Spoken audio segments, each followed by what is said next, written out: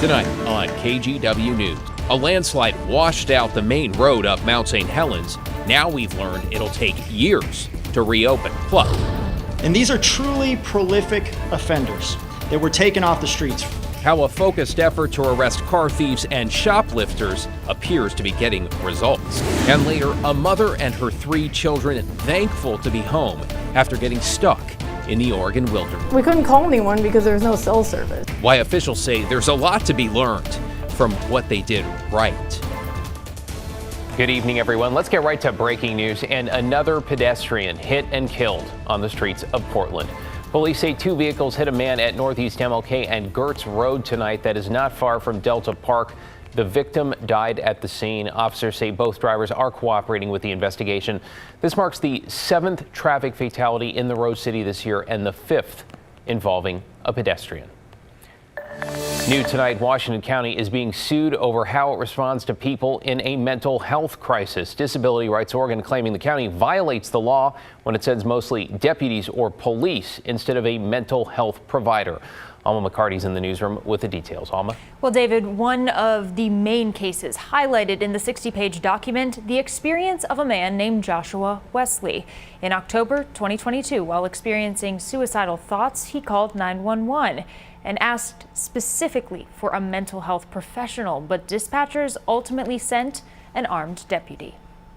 Inside Kaiser Permanente West Side Medical Center, a Washington County deputy's body-worn camera captured this interaction on October 24th, 2022. A man in crisis attempted to grab the deputy's gun while saying, "Let me kill myself." He made a decision that he wanted to end his life. Quickest way possible for that to happen was to grab at the deputy's firearm, and the deputy stabbed him. That man was Joshua Wesley, 27 years old at the time, diagnosed with depression and PTSD with a history of suicidal ideation. When he called earlier that night in the throes of a psychiatric crisis, he asked for help, but specifically requested dispatchers not send law enforcement. He's now named as the plaintiff in a lawsuit against Washington County. Here's managing attorney Dave Boyer. The bottom line is that people in mental health crisis need a mental health provider, and Washington County is not doing that. The Disability Rights Oregon lawsuit also claims this current system violates the Americans with Disabilities Act and the Rehabilitation Act of 1973. It's a pretty simple remedy we're looking for. We're just looking for the appropriate response to a mental health crisis, which is mental health providers, not police. The lawsuit details other cases in the county where deputies or officers responded to mental health emergencies, ending in trauma, arrests, and criminal charges for the people in crisis. A spokesperson for Washington County said although they don't comment on pending litigation, they stated in part, "We're committed to providing professional and compassionate mental health services to community members experiencing a mental health crisis." They also noted their disappointment in the lawsuit, writing they've been working with the ACLU and Disability Rights Oregon for 2 months to address their concerns regarding behavioral health calls to 911. Boyer also told me they interviewed many people who'd experienced psychiatric trauma in Washington County, and he says many didn't bother calling 911 or trying to get help because they were afraid a police response would result. David? Yeah, we'll see where this lawsuit goes from here. Thanks so much, Alma. Meanwhile, the City of Portland Street Response Program, which is an alternative to sending police on some emergency calls that deal with mental health, is now potentially facing millions in budget cuts. This comes after Mayor Ted Wheeler ordered all public safety bureaus to find ways to better balance their budgets. Portland Street Response, of course, is part of the Fire Bureau that's managed by Commissioner Rene Gonzalez. He admits this is a move he does not want to make, and at least one other commissioner agrees. Hopefully, we can find long-term revenues for Portland Street Response and for Portland Fire's core operations that won't necessitate these cuts. It would be terrible for the community to cut such an important resource, and especially right now where we are experience a crisis of all our responder systems. It's unnecessary. I mean, this is political gamesmanship, and we have real people suffering on the streets. Well, the mayor's office tells us he supports Portland Street Response. Council is set to hold a public safety work session to talk more about potential cuts. It's coming on Tuesday. To get you caught up on tonight's other headlines, police in Gresham are searching for up to 3 suspects they say attacked and robbed a woman after she opened up her garage door. It happened just after 8 tonight on Southwest Eastman Parkway near Powell Boulevard. Police say they're using a canine to search for the suspects. We're working to find out more about the victim. In Portland, police have identified the man shot Friday evening at a bar in the Centennial neighborhood. Officers say when they responded to the Lariat Lounge around 8, they found 37-year-old Montrell Goss with life-threatening injuries. Goss later died in the hospital. Detectives say there was an argument between him and another man. Goss left the bar, got a gun from his car, they say, returned, and that is when shots were fired. Police say they recovered 2 guns. So far, no one has been charged. And the suspect charged with selling the fentanyl authorities allege ended in a deadly overdose has pleaded not guilty. Hugo Gomez Soto appeared in court this morning on charges that include negligent homicide and delivery of a controlled substance. Investigators say they used cell phone records to link Gomez Soto to the death of a 29-year-old back in December. This is the first indictment in Multnomah County Circuit Court for a death connected to a drug overdose. Members, the Senate will please come to order. And just like that, the 2024 legislative session is underway. The Senate and House both gaveling in the short session today. Set to last a brief 35 days, though we should point out it appears their to-do list, it's long. One of the big areas of focus, retooling Measure 110, which decriminalized drug use in Oregon. Earlier today on the story, Pat Doris talked to the leaders on both sides of the aisle about this issue. First, here is Speaker of the House Dan Rayfield, followed by Senate Republican leader Tim Knopp. There was a lot of agreement that public use is one thing that we can check off the list. The question is whether you go after public use or is possession enough to kind of encompass public use at the same time. But there's unanimity for the most part, I would say, that public use is something that will move back to making sure that that can no longer occur. But the whole goal with it is to make sure that people with addiction are getting treatment and that they're getting toward recovery.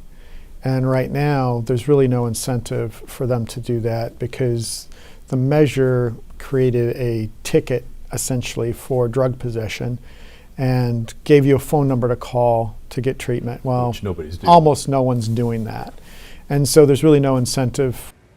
Now, the short session is going to run through March 10th. You got a preview there. The story team did a whole show on the legislature tonight. You can catch up on their coverage.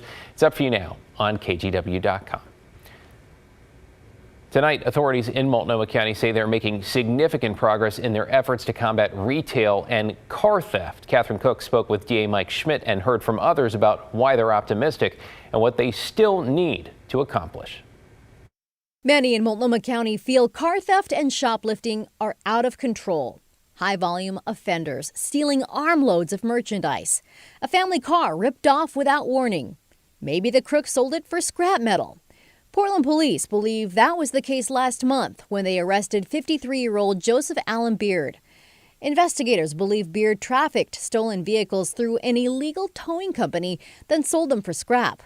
They tied 80 cars to the operation, at least 5 of them stolen. That case was part of an investigation led by the Multnomah County DA's office's Auto Theft Task Force. The county launched the effort in May. They also launched an Organized Retail Theft Task Force.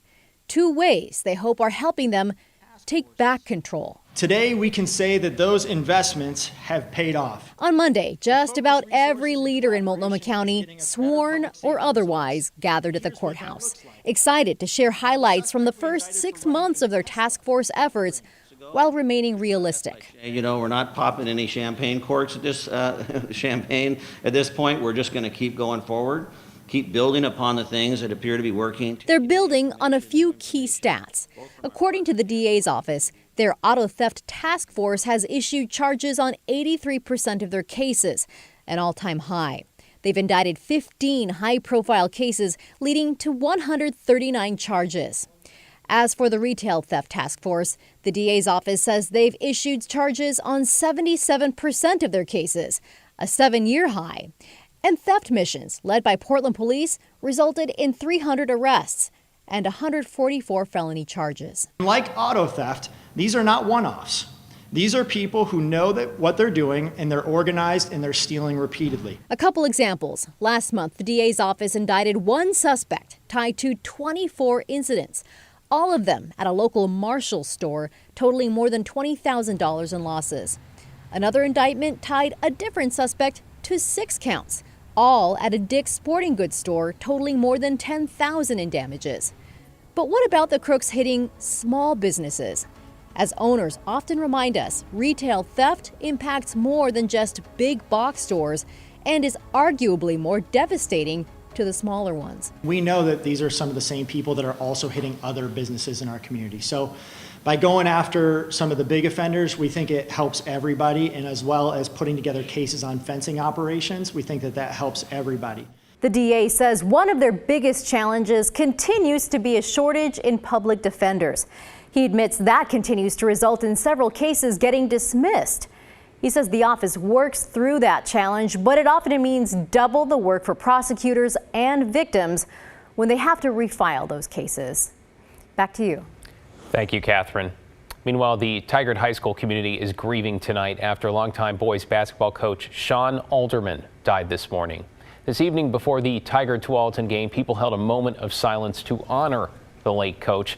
Alderman coached for 25 years and led the team to a state title in 2002.